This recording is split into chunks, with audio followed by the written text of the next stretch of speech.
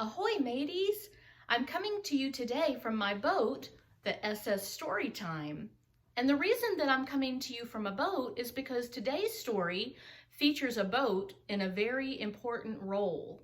Today's story is called Robert Small's Sails to Freedom by Susan Taylor Brown, illustrations by Felicia Marshall. Beaufort, South Carolina, 1847. Robert followed Mr. McKee out to the river. Robert carried a fishing pole.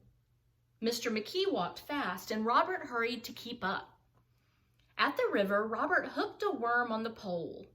Then he handed the pole to Mr. McKee. Mr. McKee was going to have a fine day of fishing. But it was not a fine day for Robert. It was just another day of work.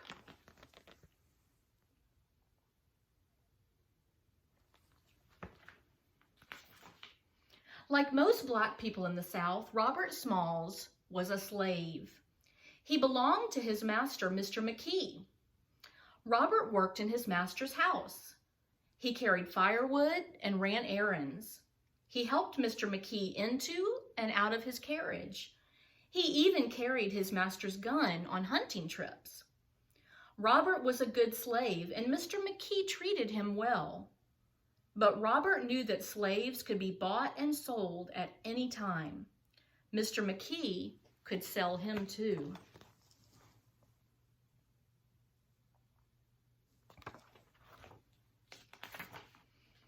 Mr. McKee also owned Robert's mother. Lydia Smalls wanted a better life for her son. She wanted him always to remember the hardships of slavery. That way, he might someday fight for his freedom. Robert's mother made her son watch slaves being sold in town. Sometimes angry owners whipped the slaves. Many slaves wore heavy iron circles chained to their ankles. The iron kept them from running away. Lydia told Robert that some black people tried to escape to the free North. Slavery was against the law there. Robert learned to hate slavery, and he began to dream of freedom.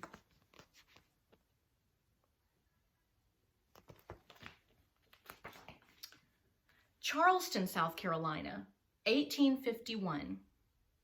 Robert had now turned 12 years old. Mr. McKee wanted him to get a job. Robert's master planned to keep all the money that Robert earned. Mr. McKee sent Robert alone to the city of Charleston. Robert had to leave his mother behind. He got a job as a waiter in a fancy hotel. He earned $5 each month. Every penny went to Mr. McKee. Next, he got a job as a lamplighter. He didn't get to keep that money either. Mr. McKee took it all. Robert was a long way from being free.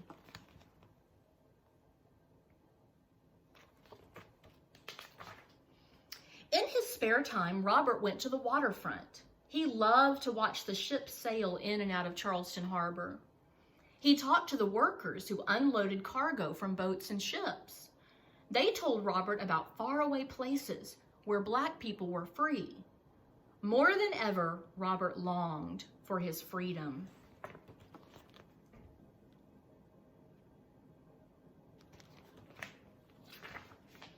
Soon, Robert got permission from Mr. McKee to change jobs. He wanted to learn the sailing trade. Day after day, Robert worked on the waterfront. He learned how to make sails and paint ships. He learned how to read maps of the river and not get lost. He learned how to sail a ship through narrow waterways and not run into rocks. Robert became an excellent sailor. He could steer a ship as well as any white pilot. But his master still got all the money that he earned, and Robert still dreamed of being free.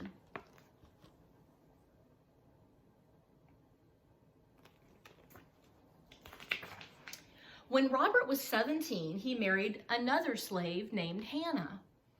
He still worked for Mr. McKee, but Robert was allowed to keep a little money for himself. Still, Robert was not happy. He and his wife still belonged to white owners. Even his new baby, Elizabeth Lydia, belonged to Hannah's master. They could each be sold to different owners at any time. Then they might lose each other forever. Robert hated that. He wanted to keep his family safe.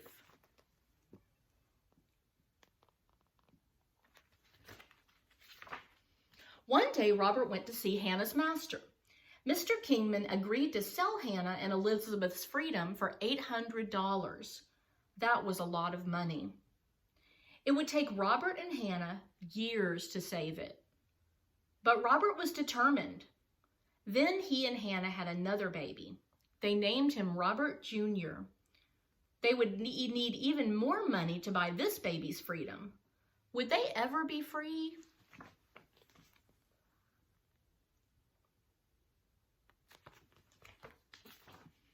Robert had new hope in 1861.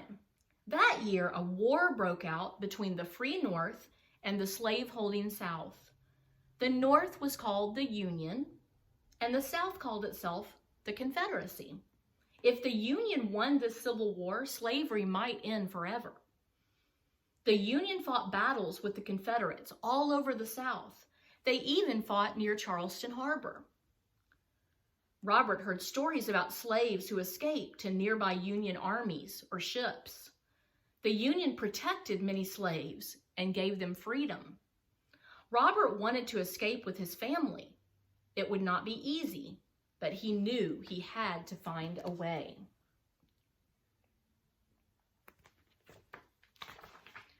July 1861, Charleston. During the war, Robert got a new job. He worked with other slaves on a powerful steamboat called the Planter. The Confederates, that's the South, were using it to deliver messages and supplies to forts on shore. The forts held soldiers preparing for battle. Guards at the forts watched for enemy ships. Before any ship could pass a fort, it had to whistle the secret signal. That way, guards could tell who was an enemy and who was a friend.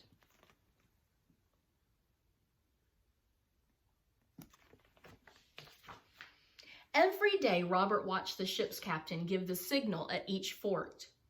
Captain Relia gave 2 long pulls and 1 short pull of the ship's whistle. Sometimes the captain waved at the guards. Then he stood with his arms crossed and waited to pass. Robert remembered everything he saw.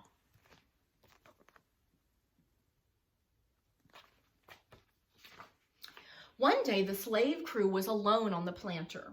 Someone made a joke about stealing the ship. Everyone laughed. Robert laughed too. Then he got an idea. Union ships were just outside the harbor. Robert saw them every day that he went out on the Planter.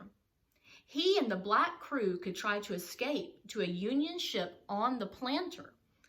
Robert could steer the ship as well as Captain Relia. Did they dare take the chance?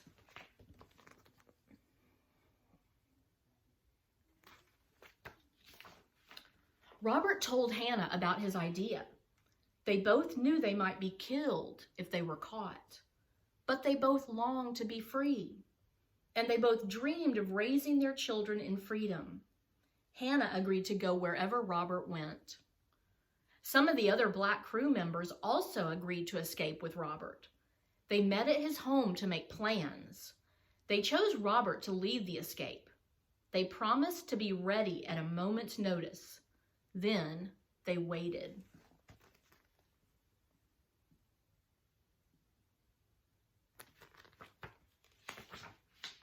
Charleston Harbor, May 13th, 1862. Robert whispered to the other slaves to light the Planter's fires. They needed to make steam to power the ship. It was time to escape. The ship's white officers had decided to spend the night on land. They left cannons on the Planter to be delivered to Confederate forts. But Robert had other plans. He was taking the cannons with him.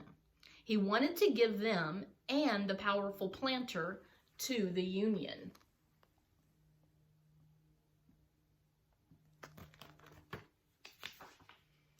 In the darkness of early morning, Robert sailed the planter out of the dock. He stopped at a nearby dock to pick up Hannah, Elizabeth Lydia, and Robert Jr. 4 more women and another child also came aboard. Hannah held Robert Jr. close to keep him from crying.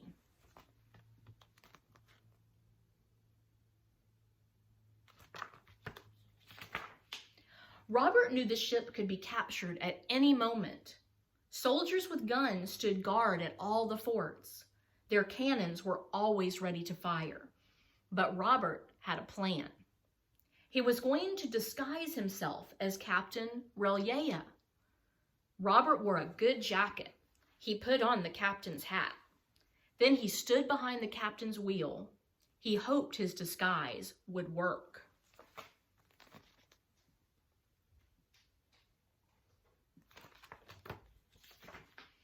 Soon the planter came to the first fort. Everyone on the ship was depending on Robert. If the Confederates caught them, they might all be killed. Robert took a deep breath.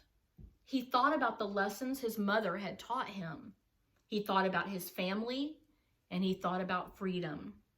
Then Robert gave the signal, 2 long pulls and a jerk of the whistle.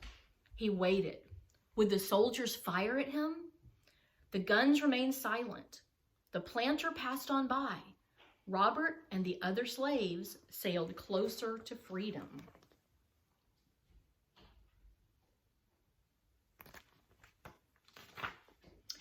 Each time Robert passed another fort, he gave 2 long pulls and a jerk of the whistle. And each time Confederate guards let the planter pass on by. Soon the sun began to rise.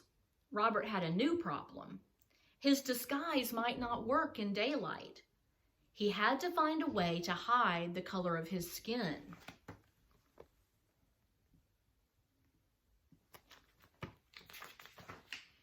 The ship reached the last fort at daybreak. Robert moved back into the shadows. He tipped his hat down over his eyes and waved at the guard. He gave the signal one last time. Then Robert crossed his arms and waited, just like he had seen the captain do. The guard signaled back. The planter was allowed to pass. They were almost safe.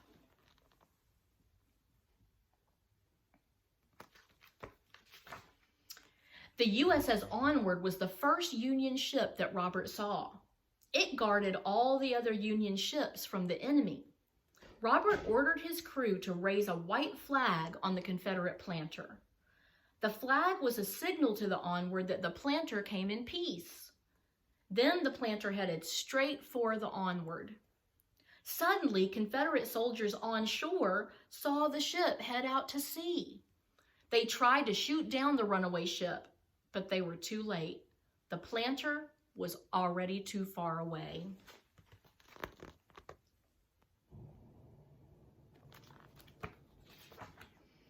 Robert and the others weren't safe yet. The sailors on the Onward had not seen the planter's white flag. They thought the Confederate ship was attacking their ship. They pointed their cannons straight at Robert and his family.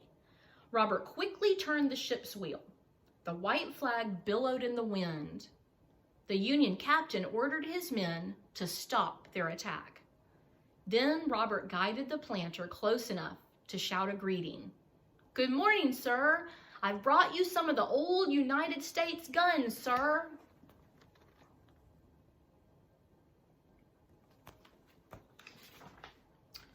Robert looked out past the Union ships. Slavery was behind him. Freedom awaited. His family was safe, and his heart felt free. Isn't that an amazing story, an amazing true story? I want to tell you a little bit about what happened to Robert Smalls after his great escape.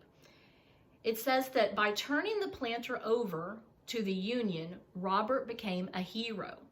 The U.S. government awarded prize money to him and to the rest of his crew. And Robert went right to work for the Union cause. For the rest of the war, Robert bravely piloted ships for the Union's Navy and Army.